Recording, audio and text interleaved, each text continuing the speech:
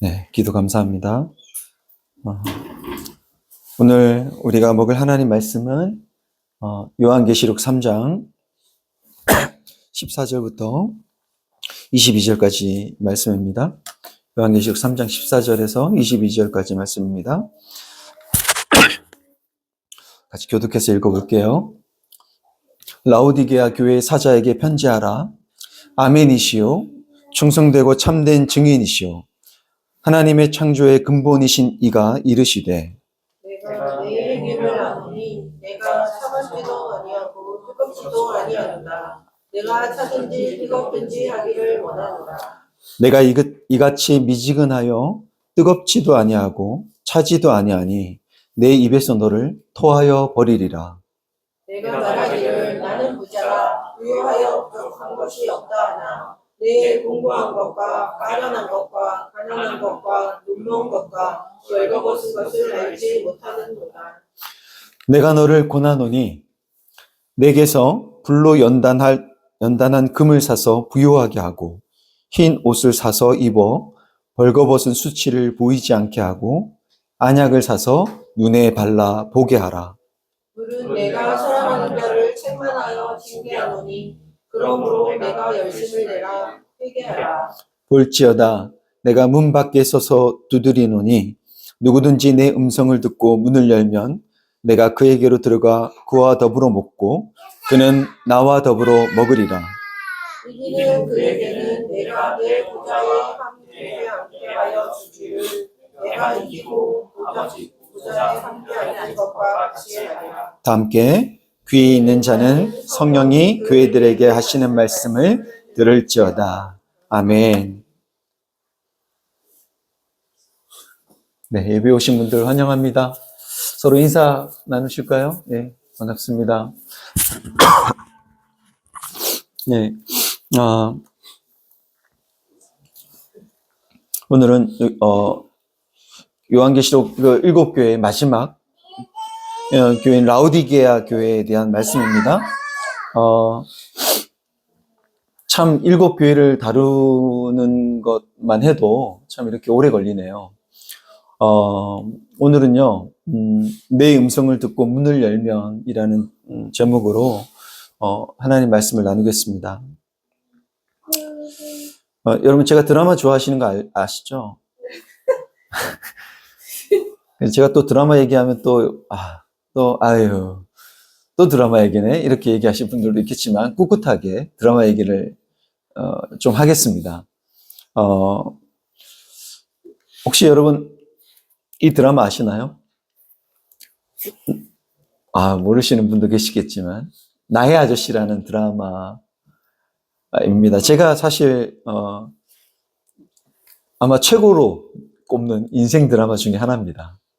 네, 정말 너무너무 강추하는 드라마입니다. 제가 정말 좋아하는 배우였던, 이제는 고인이죠. 우리 이성균. 이 이성균이 이 드라마에서 동훈이라는 인물로 연기를 하고요. 또 이 아이유, 옆에 있는 아이유는 지안이라는 인물로 나오는데요. 이 극 중에서. 근데 이 드라마에 인상 깊은 명대사가 정말 많습니다. 지금도 여러분 인터넷을 이렇게 쳐보면 여기에 나온 이 명대사가요. 너무너무 많고요. 이게 동영상으로도 많이 나와요. 근데 이 드라마 내용 중에 이 동훈은 대기업의 부장이에요.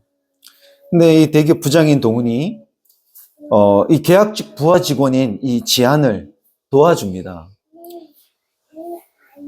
지안의 유일한 가족인 할머니가 한 분이 계셨는데 그 할머니가 병들었어요. 그런데 돈이 없어서 병원에 입원을 할 수가 없는 거예요. 이 아픈 할머니를 자기의 그 좁은 자취방에서 돌보고 있는 이 지안을 알게 된 동훈이 이 지안을 이제 도와주게 됩니다. 근데 그것을 이렇게 옆에서 지켜보던 할머니가 지안에게 뭐라고 말하냐면, 저 동훈에 대해서 뭐라 얘기하냐면, 아까 그 사람 누구야? 그냥 회사 사람. 이렇게 얘기하니까, 좋은 사람이지? 좋은 사람 같아. 이렇게 얘기하니까, 지안이 이렇게 말해요. 잘 사는 사람들은 좋은 사람 되기 쉬워. 제가 이 대사에서 심장이 한번 멈췄고요. 잘 사는 사람들은 좋은 사람 되기 쉬워. 참 맞는 말 같지 않습니까? 영화 기생충에서도요, 송강호가 어떤 사장에, 박 사장이라는 그 사장에, 그 사장도 역할도 이성균이 했군요. 근데 그 사장의 운전기사로 나오거든요. 근데 이 운전기사인 송강호가 이제 집에 돌아와서 자기의 아내에게 이렇게 말을 합니다. 여보, 박 사장의 아내 말이야. 부자인데 착하다니까? 이렇게 말을 해요. 부자인데 착하다니까? 이렇게 말하니까 이 송강호의 아내가 뭐라 얘기하냐면, 부자인데 착해가 아니라 부자니까 착한 거지. 돈이 다림이야. 구김살을 다 다려주는 거야. 야, 이 돈이 다 나한테 있어 봐. 나는 더 착하지. 이렇게 대꾸를 합니다. 정말 우리 사회의 현실을 꼬집는 정말 이 촌철살인 같은 말 아닌가요? 오늘 7교회 중 마지막 교회인 라우디게아 교회가 바로요, 부자니까 착한 거지라는 이 말에 딱 부합하는 교회였던 것 같습니다. 우리가 이 17절을 보면요, 라우디게아 교회가 스스로를 어떻게 생각했는지 알 수 있는 대목이 있거든요. 뭐라 얘기하냐면 스스로에게 이렇게 말합니다. 네가 말하기를 나는 부자라 부요하여 부족한 것이 없다. 그들은 스스로를 부자여서 부족한 것이 조금도 없다고 아주 자랑스럽게 말합니다. 그러니까 마치 부자니까 착한 거지라는 수준의 말인 거예요. 부자니까 착한 거지. 그들이 이렇게 말한 데에는요, 그럴 만한 이유가 있었습니다. 그들이 엄청 더 악해서 이런 게 아니라 그럴 만한 이유가 있었는데요. 당시 라우디게아는 아주 3가지 유명한 사업이 있었습니다. 이 3가지 사업으로 라우디게아가 굉장히 유명했는데요. 먼저 라우디게아는요, 일찍부터 은행업이 발달했다고 해요. 금융의 중심지라고 할 만한 도시였다고 합니다. 라우디게아 이 은행에는요, 금이 많았대요. 금은 요즘으로 말하면 현금에 해당하는 거예요. 금이. 즉, 보유한 헌금이 가장 아주 많았던 도시가 라우디게아였던 겁니다. 아마도 오늘날에 스위스 은행 같은 역할을 그 당시 라우디게아가 했던 것 같아요. 또 라우디게아는요, 안약으로 아주 유명한 곳이었다고 합니다. 라우디게아에는요, 의과대학이 있었고요. 거기서 아주 유명한 약을 제조하는 이 제약회사들이 많이 있었다고 합니다. 특히 그 중에 한 의과대학에서 개발했던 그 안약이 눈병에 아주 특효약이라는 것이 막 알려지면서 그 약으로 인해서 이 라우디게아는 돈을 아주 많이 벌어들였다고 합니다. 또 마지막으로 라우디게아는요, 또 옷감으로 아주 소문난 도시였다고 합니다. 이곳은 루카스 계곡의 아주 넓고 기름진 땅에서 길러지는 그 목양과 또 목화 재배가 아주 활발해서 이곳에서 개발한 이 검은색으로 물감을 들인 양모는요, 오늘날로 치면 샤넬 같은 정말 아무나 살 수 없는 명품으로 알아주는 옷감이었다고 해요. 그러니까 이런 이유들로 인해서 라우디게아는요, 그야말로 아주 풍요로운 도시였습니다. 아마 우리가 이 7교회 중에 가장 부유한 도시였던 것 같아요. 근데 그 부유함이 어느 정도였냐 하면요, 여러분, 당시 그 지역 일대에, 이 소아시 일대에 대지진이 일어났었다고 얘기를 했잖아요. 한 17세기에.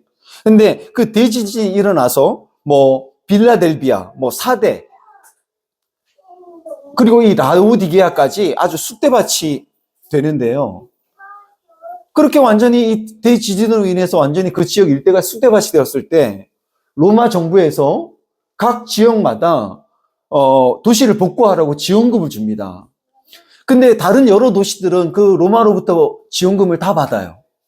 그런데 이 라오디게아는요, 지원금을 주겠다는 황제의 직속 관원, 오늘날로 말하면 경제부 총리가 제안하는 그 제안을 거절하고 스스로의 재정으로 도시를 다시 복구할 정도로 그들이 재정이 많았다고 합니다. 대단한 거죠. 로마의 지원을 거절했어요. 그 정도로 라오디게아가 얼마나 부유한 도시였는지 우리는 알 수 있어요. 또 그런가 하면요, 이 라오디게아에 있는 유대인 공동체의 재력도 아주 상당했던 것으로 보입니다. 주전 62년에 라오디게아 유대인들이 매해마다 예루살렘으로 기부금을 보냈는데요. 그러니까 이 유대인 공동체는 항상 예루살렘이 자신들의 성지니까 그쪽으로 기부금을 보내는데, 이 라오디게아 유대인들이 약 20파운드의 금과 또 다른 도시들의 유대인 공동체들에서 보내는 기부금까지 함께 그것을 예루살렘으로 보내려 하다가 탈취를 당한 기록이 남아 있습니다. 근데 이 금 20파운드, 이게 어느 정도인지 우리는 잘 가늠이 안 되죠. 근데 이 금 20파운드는 약 10kg의 금을 말한대요. 근데 이 10kg의 금을 오늘날에 지금 현재 우리의 금값으로 환산하면 16억에 해당하는 큰 금액입니다.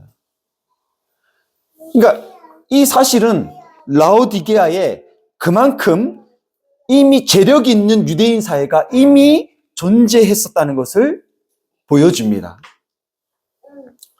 라오디게아의 유대인 공동체가 굉장히 그들의 규모가 컸고 재력이 있었어요.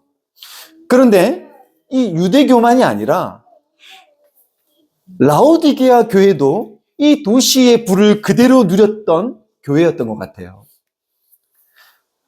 이 오늘 라오디게아 교회가 스스로에게 뭐라고 말합니까? 나는 부자라, 부요하여 부족함이 없도다. 이렇게 자부할 정도로 정말 이 유대교뿐만 아니라 이 기독교, 이 교회 역시 라오디게아의 그 금융업과 또 의약업과 의료업과 그 다음에 이 섬유업이 주는 그 부의 혜택을 고스란히 누렸던 것 같습니다.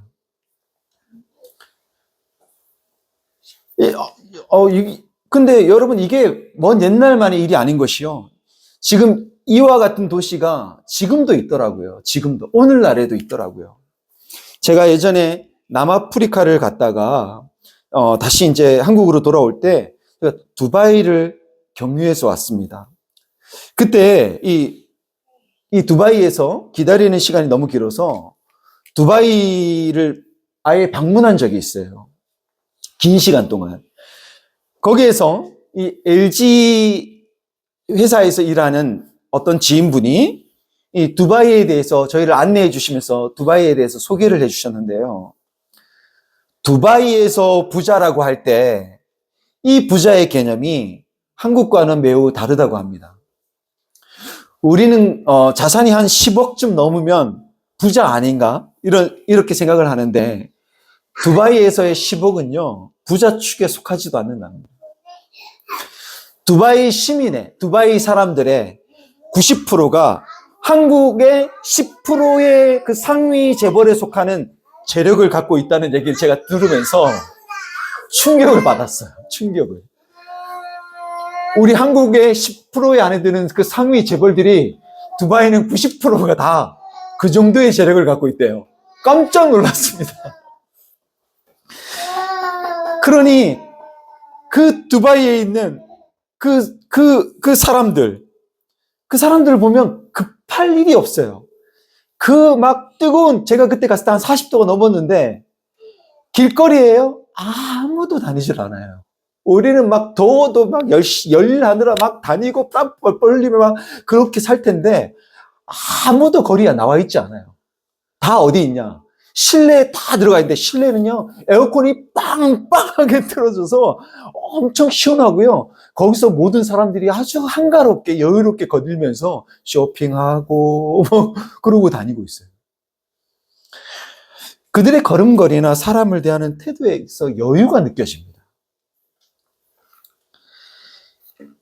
그러니까 마치 라오디게아가 그런 곳인 거예요. 라오디게아 도시가. 그런 도시다 보니 그 도시의 사람들이 세운 교회마저도 뭐 한 거예요? 부유한 겁니다. 그러니까 부유하니까 어때요? 부유하니까 무엇 하나 조금도 부족한 것이 없다고 말하는 거예요. 말할 수 있는 거예요.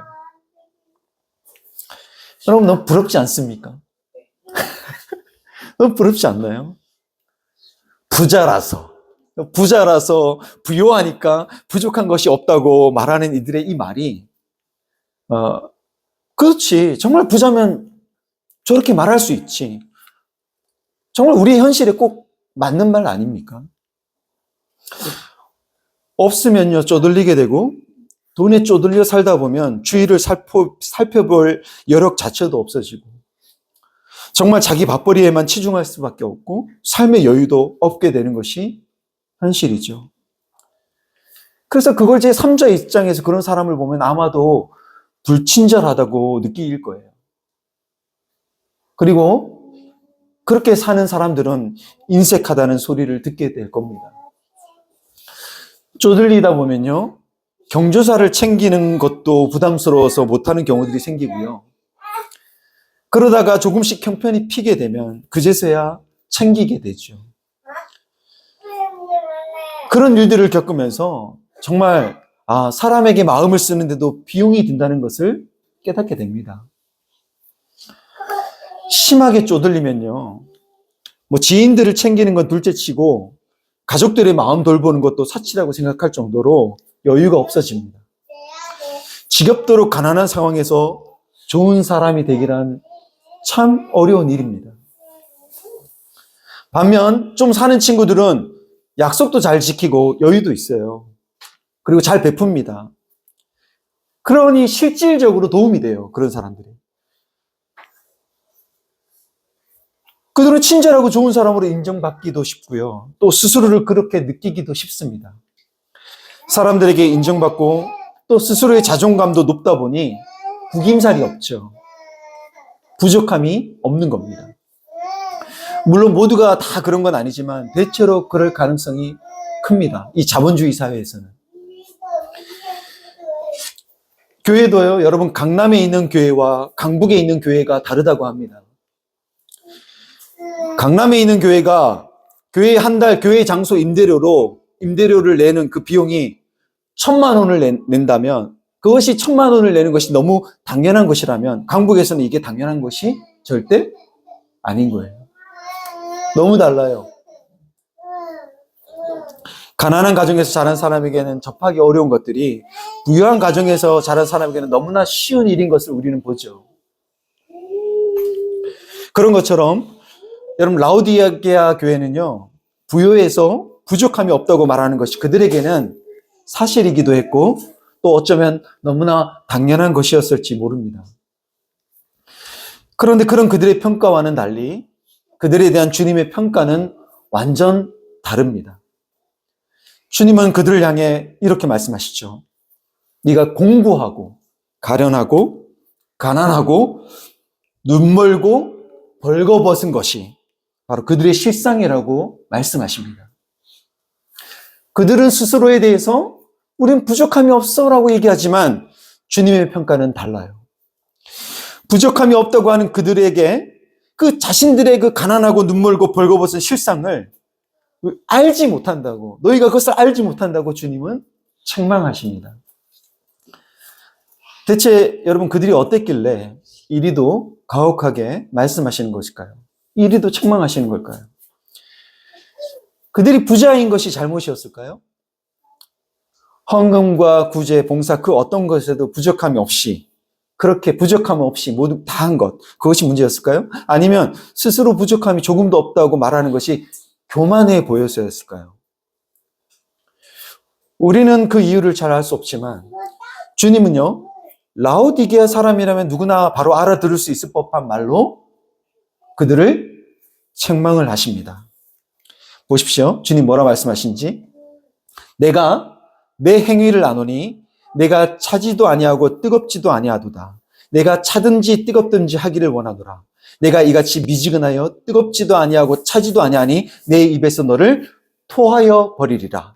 이렇게 말씀하십니다. 이게 무슨 말일까? 여러분, 여기에 나오는 이 차든지 뜨겁든지라는 이 표현은 오랫동안 차가운 신앙과 뜨거운 신앙이라는 의미로 해석되어 왔습니다. 그런데 우리가 일반적으로 우리가 뜨거운 신앙에 대해서는 열정적인 것, 이런 신앙에 대해서는 긍정적이지만 차가운 신앙에 대해서는 긍정적으로 보지 않잖아요. 그러다 보니 차든지 뜨겁든지 하라는 이 말이 무슨 의미인지 헷갈리는 겁니다. 또 오랫동안 이 이분법적인 이원론적인 사고에 우리가 쩔어 있다 보니 영향을 계속 지속적으로 영향을 받다 보니 이 말을 긍정이든지 부정이든지 아니면 믿든지 말든지 확실하게 하라는 건가 하는 식으로 이 말을 오해하기도 합니다. 사실 여러분, 차가운 것과 뜨거운 것이 이 성경에서 쓰여지는 그 사례들을 살펴보면요, 오히려 우리의 생각과는 달리 차가운 것이 차분하고 이성적인 아주 긍정적인 의미로 쓰이고 있고요, 뜨거운 것이 화와 분노의 감정에 휩싸인 부정적인 의미로 쓰이고 있거든요. 오히려 성경의 사례를 살펴보면. 사실 그렇기 때문에 이게 어떤 한쪽이 긍정을 말하고 다른 한쪽은 부정을 말하는 것, 그런 것으로 이것을 볼 것이 아닌 것입니다. 그렇다면 이게 뭐지? 쉽지만 우리에게는 이 아리송한 이 표현이 라오디게아 사람들에게는 너무나 알아듣기 쉬운 말이었던 거예요. 이 말이. 여러분, 라오디게아는요, 매우 부유한 도시였지만 그 도시에는 유일한 결점이 하나 있었습니다. 그 도시에 부족한 것이 하나 있었어요. 무엇이었을까요? 예, 맞습니다. 바로 물이 부족했어요. 그래서 이 라오디게아는요, 이 물 문제를 해결하기 위해서 그들은요, 이 북쪽으로, 동북쪽이죠. 북쪽으로 한 16km 떨어져 있는 산지에 있는 골로새. 이 골로새에서 아주 시원한 물, 이 차가운 물을 수로를 통해서 끌어옵니다. 라오디게아까지. 뿐만 아니라 이제 그 남동쪽으로 한 9km 떨어져 있는 히에라볼리, 이 히에라볼리라는 도시거든요. 이 히에라볼리 바로 옆에 뭐가 있냐 하면 뜨거운 유황 온천이 있습니다. 온천물과 탄산 온천수가 막 흘러요. 근데 이 탄산 온천수도 이런 온천수를요, 수로를 통해서, 이런 온천수가 있어요, 히에라볼리에. 근데 이 온천수를 수로를 만들어서 라오디게아까지 끌고 왔습니다. 여러분, 현재 이 히에라볼리에 있는 이 온천수는요, 뭐라 얘기하냐면 지금의 용어로는 파무칼레라고 불러요. 이 파무칼레라고 불리는 이 유명한 온천수는요, 로마의 황제들도 치료를 위해 방문했던 곳이라고 합니다. 근데 여기서부터 북쪽으로는 차가운 물을, 그리고 이 히에라볼리 남쪽으로부터는 이 뜨거운 물을 수로를 만들어서 라오디게아까지 끌고 왔어요. 이처럼 라오디게아는 우리가 여기 지도에서 보다시피 여기가 파무칼레예요. 북쪽 히에라볼리. 그리고 이쪽이 골로새입니다. 여기서부터 차가운 물, 뜨거운 물을 라오디게아로 끌고 온 거죠. 수로를 만들어서. 그래서 지금도 가보면요, 제가 여러분 터키에 갔다 왔다고 했잖아요. 6교회를 방문했다고 했잖아요. 이런 것들을 가면 많이 볼 수 있어요. 지금도 이 토관으로 만든 수도관을 돌로 감싸서 연결된 옛 수로들을 가면 볼 수 있습니다. 근데 문제는 뭐냐? 차가운 물이나 뜨거운 온천수와 탄산수가 수로를 통해서 라오디게아까지 오는 동안 이게 차지도 뜨겁지도 않은 미지근한 물로 변해버리는 거예요. 이게 분명히 차가운 물이었고 신선한 시원한 물이었고 아주 뜨거운 물이었는데 이게 이 수로를 통해 오는 동안에 미지근해져 버린 겁니다. 그러다 보니 이 석회암 기반의 수로를 통해서 오는 동안 물이 미지근해지다 보니까 이 석회질이 섞이면서 불순물이 섞이면서 또 그 당시에 막 염료 공장, 그 다음에 막 의료로 인한 화학 공장 이런 것들로 인해서 버려진 그 오염물에 이 물이 오염이 되면서 구토증을 유발하는 물이 되고 만 거예요. 그래서 라오디게아 사람들은 그 물을 마실 때 구토를 유발하는 것을 경험적으로 잘 알고 있었습니다. 그래서 주님이 네가 이같이 미지근하여서 뜨겁지도 아니하고 차지도 아니하니 내 입에서 너를 토하여 버리리라 했을 때 그 말이 무엇을 의미하는지 그들은 바로 알아들을 수 있었습니다. 골로새의 그 시원한 물과 히에라볼리의 그 뜨거운 물이 라오디게아에 왔을 때는 미지근해서 갈증을 해소할 만큼 시원하지도 않았고 또 병을 치료할 만큼 뜨겁지도 않게 된 거예요.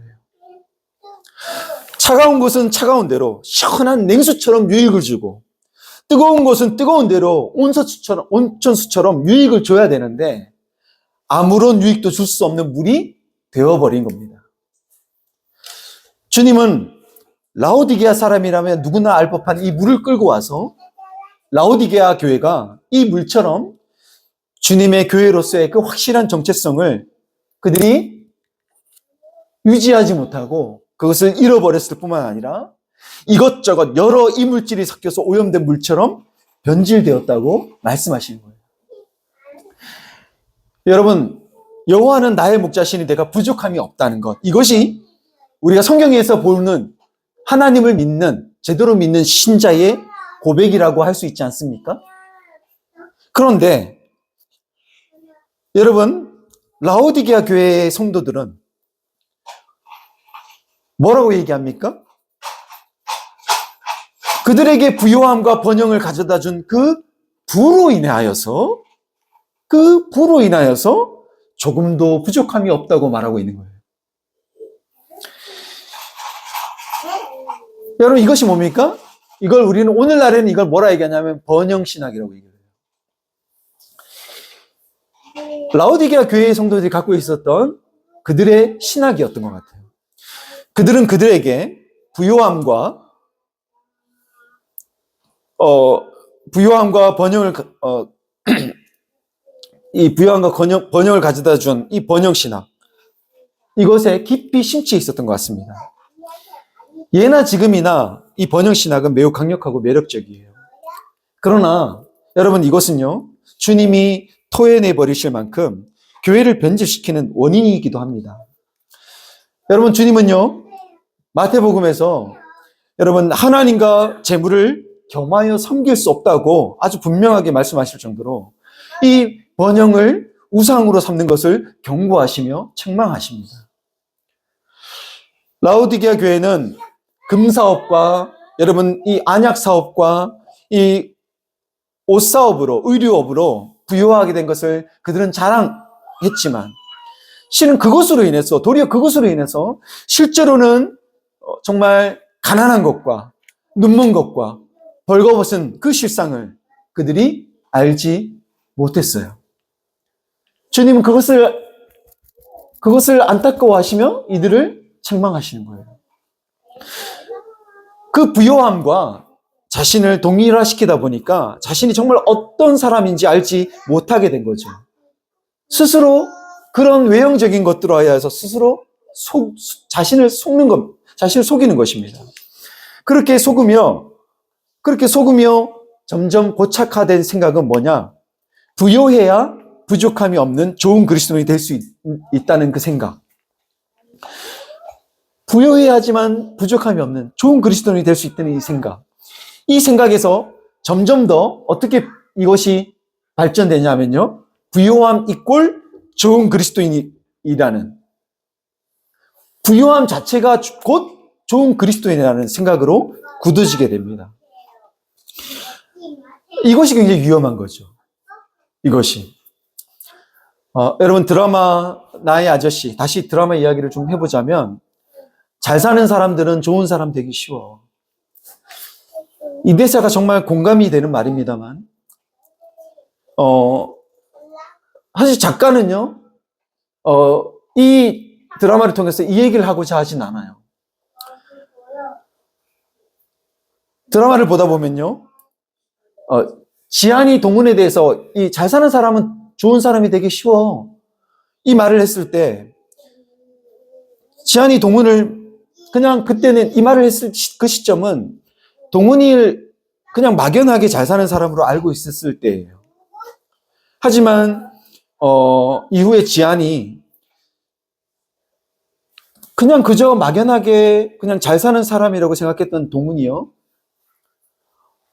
외도한 그의 아내로부터 정말 이 동훈이 감정적인 사망 선고를 받은 상태에서 굉장히 힘들게 살아가고 있는 그 사람이라는 것을 이 지한이 알게 돼요. 그냥 그저 막연히 잘 사는 사람이라고 생각했는데, 이 동훈은 바람난 아내로 인하여서 사실은 굉장히 고통스럽게 살고 있는 사람이었던 거예요. 근데 이후에 이제 동훈이 지한에게 서로 이제 가끔씩 이렇게 만나서 이제 술을 마시면서 지한에게 이렇게 이야기를 합니다. 근데 나 그렇게 괜찮은 놈 아니야. 나 그렇게 괜찮은 놈 아니야. 그렇게 이제 지한한테 말을 하는데, 그 말을 했을 때 지한이 동훈에게 이렇게 말합니다. 괜찮은 사람이에요. 엄청. 좋은 사람이에요. 엄청. 이렇게 말합니다. 지한은요, 동훈이 잘 사는 사람이었기 때문에 좋은 사람이 될 수 있었던 것이 아니라, 잘 살지 못하는데도 다른 사람에게 좋은 사람이 되고자 노력하는 사람이었다는 것을 알게 된 거예요. 그래서 잘 사는 사람이 아니어도 좋은 사람일 수 있다는 것을 곁에서 목격한 증인처럼 동훈을 엄청 좋은 사람이라고 격려하는 거예요. 엄청 좋은 사람이에요. 엄청. 정말 괜찮은 사람이에요. 엄청. 그렇게 인정합니다. 그런데 더 놀라운 건 동훈이요, 오히려 이런 위로를 받았던 동훈이 가장 밑바닥 인생인, 누가 보더라도 루저, 사회에서 루저로 보이는 그런 인생을 살아가고 있는 지한에게 이렇게 말합니다. 너 나 살리려고 이 동네에 왔나 보다. 다 죽어가는 나 살려놓은 게 너야. 이렇게 말을 하는데요, 제가 이 대사를 보다가, 이걸 듣다가 죽어가는 나를 살려놓으신 주님이 생각이 나서 울컥했더랬어요. 정말 막 이렇게 막 감정이 막 북받쳐 올라오는데요. 여러분, 라오디게아 교회는요, 교회가 부요해야 하나님께 영광 돌리기에 부족함이 없다는 생각에 치우쳐 있었던 것 같아요. 잘 사는 사람이 좋은 사람 되기 쉽다는 말과 맥이 같아요. 그러나 우리가 영화 기생충에서 보듯이 한없이 여유롭고 친절하던 부자들이 그들에게 불이익이나 기분 나쁨이 닥치는 그 순간, 즉 상대방이 선을 넘는 순간 돌변하죠. 그런 것처럼 부요해야 부족하지 않다고 생각하는 교회 역시 그 부요함이 위협받는 순간 괴물로 돌변해서 목사고 장로고 그런 거 다 할 것 없이 자신의 이득을 위해서 막 치고받고 싸우고 욕하며 막 그렇게 들이받는 모습을 우리는 보잖아요. 그럴 수 있는, 주님은 우리가 그럴 수 있는 아주 공고하고 가련한 존재라는 것을 아시는 겁니다. 오늘 라오디게아 교회를 향해 아멘이신 주님은 이 아멘이라는 뜻이 뭐냐면요, 진실로라는 뜻이거든요. 이 아멘이신 주님은 이 아멘이라는 뜻대로 진실을 아시는 참된 증인으로 라오디게아 교회를 살리기 위해 그들이 가난하고 눈물고 벌거웠었다는 그 사실을 말씀하십니다. 진실을. 근데 이 사실을 말한다는 게 정말 쉽지 않은 것 같습니다. 이번에 여러분 보셨겠지만 헌법재판소 탄핵 심판에 국정원 차장인 홍장원이 증인으로 나왔잖아요. 양쪽으로부터 막 신문을 받습니다. 근데 이 법정에서 증인으로 섰던 이 홍장원이 이 신문이 다 마치고 난 다음에 이제 기자들과 인터뷰를 합니다. 근데 인터뷰 중 제가 들었던 아주 인상 깊었던 말이 있었어요. 이 홍장원이 이렇게 말합니다. 제가 굳이 왜 거짓말을 하죠? 다만 이번 기회를 통해서 사실을 얘기하는 것이 이렇게 힘든 거구나 라는 것을 느끼게 됩니다. 이렇게 말하더라고요. 사실을 얘기하는 것이 이렇게 힘든 거구나. 여러분, 증인은 어떤 사람이죠? 있는 그대로를 말해야 되는, 사실을 말해야 되는 사람이에요. 증인은 사실을 말해야죠. 그러나 사실대로 솔직하게 말하는 것, 쉬운 것 같지만 그게 너무 어렵죠. 우리가 아이 때에는 그래도 좀 덜하지만 점점 나이가 들수록 사실대로 말하기가 더 어려워집니다. 왜냐하면 고려해야 될 것들이 너무 많아지거든요. 그래서 누군가의 잘못을 보더라도 사실대로 말하기가 참 어려워요. 그런 걸 느끼지 않습니까? 잘못했다가는 오해받을 수도 있고요. 찍히거나 아니면 관계가 완전히 깨어질 수도 있거든요. 점점 더 살면 살수록, 나이가 들면 들수록 참 사실대로 말하기가 참 어렵구나, 이런 걸 느낍니다. 또 한편으로 진실하기 어려운 이유는요, 사실이 드러나는 것을 싫어하는 세력, 그 세력이 힘을 가진 기득권일 때 더욱 그렇습니다. 그런 경우에 사실을 말하면 사실을 말한 사람이 오히려 더 주의를 받거나 더 피해를 입게 되는 일들이 일어납니다. 여러분, 3.1교회 전봉윤 목사가 성추행을 했을 때 그 사건 피해자가 사실을 말하거든요. 근데 사실을 말했을 때 그 피해자를 어떻게 몰고 가냐 하면요, 이단 교회가 보낸 꽃뱀으로 몰아서 목사를 보호하는 일이 일어났죠. 목사가 신자를 성추행 사건이 알려지면 교회는 피해자를 꽃뱀으로 만들고 목사만 보호하는 게 지금 우리 교회의 관행이라고 합니다. 이게 말이 됩니까? 근데 이게 이런 일들이 여러분 교회만이 아니라 우리 사회 안에서도 부지기수로 일어나죠. 그래서 사실 잘못을 가한 가해자는 큰 소리를 떵떵 치며 사는데, 너무 당당하게 사는데, 도리어 피해를 당한 쪽에서 오히려 피해를 당한 이들이 조용히 숨죽이며 사는 그런 경우들이 얼마나 비일비재합니까? 그래서 사실을 말한다는 게 참 어려운 거예요. 라오디게아 교회를 향해 말씀하시는 이 주님은 아멘이시며 충성되고 참된 증인이십니다. 아멘은 제가 아까 말했듯이 진실로라는 말이에요. 진실은 그대로 되어진다는 뜻이에요. 그대로 되어진다. 꼬일 대로 꼬여있는 세상에서 있는 그대로의 진실을 말할 때에는 어때요? 참 어려워요. 위험하기까지 합니다.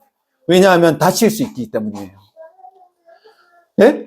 서로를 향해 여러분 적대적으로 대할 수 있기 때문이에요. 그래서 여러분, 이런 사실을 말할 때 뭐가 필요하냐? 사랑이 필요합니다. 사랑이 없으면 그것은요, 비난과 다툼으로 쉽게 번지기 때문이죠. 전국을 찌르는 주님의 말씀, 또 솔직한 지체들의, 우리 형제 자매들의 이야기, 아무리 그것이 친절해도 그것이 나를 불편하게 할 때는 여러분 어때요? 삐딱해지기 마련이거든요. 그래서 공격을 하게 됩니다. 나의 아저씨에서 이제 지한이 친절한 동문에게 삐딱하게 말하는 장면이 있는데요. 지한이 이런 말을 해요. 막 이 동문이 아주 이 친절하게 대해주니까 이 지한이 이렇게 말합니다. 처음에 사람들은 다 동정심에 한두 번, 잘 사는 사람들은 동정심에 한두 번, 한 세네 번 도와주던 이들도 결국엔 다 떠나더라고. 지들이 착한 줄 알았나 보지? 이렇게 말을 합니다. 지한이 이렇게 아주 냉소적으로 말하자 동문이 뭐라 얘기하냐면요. 동문이 지한에게 이렇게 말해요. 착한 거야. 세 번, 네 번이 어디야? 한 번도 안 도와주는 사람들 세 곳에 있어. 동문 역시 사실로 받아쳐요. 동문 역시 팩트로 지한으로 하여금 보지 못했던 면을 보게 해주려고 하는 거죠.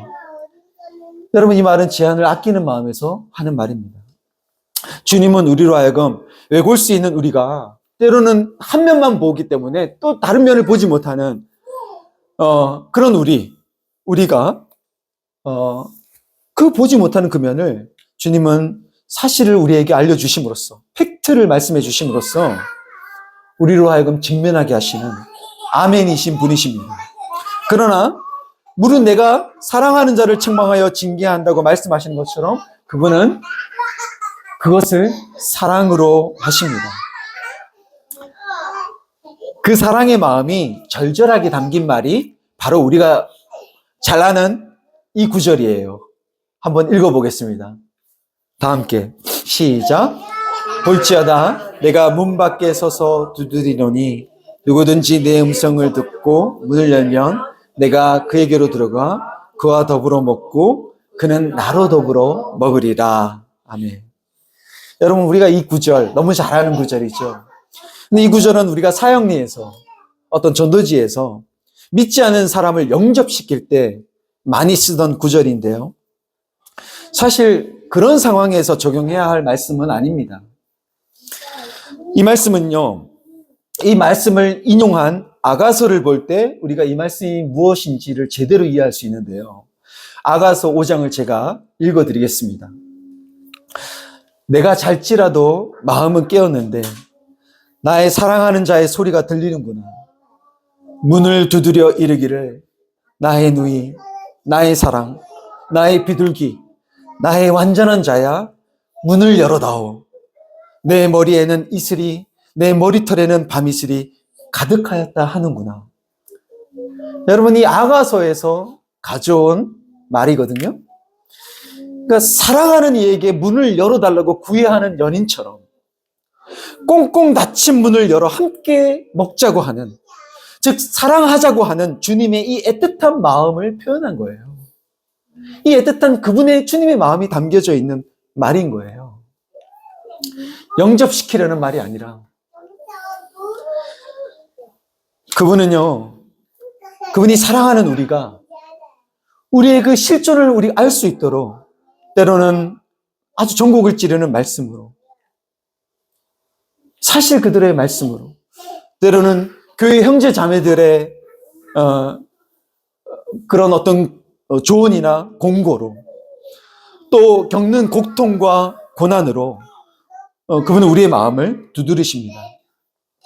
그 두드림이 때로는 버겁고 두렵고 당혹스럽고 혹시라도 들킬까봐 또 부끄러울 수 있지만, 그러면 이 진실하신 주님의 증언과 사랑하는 마음으로 건네는 우리 형제자매들의 조언을 우리가 제대로 알아들을 수 있는 귀 있는 자, 제대로 알아들을 수 있는 참 신자가 되기를 우리 주 예수 그리스도의 이름으로 축원합니다.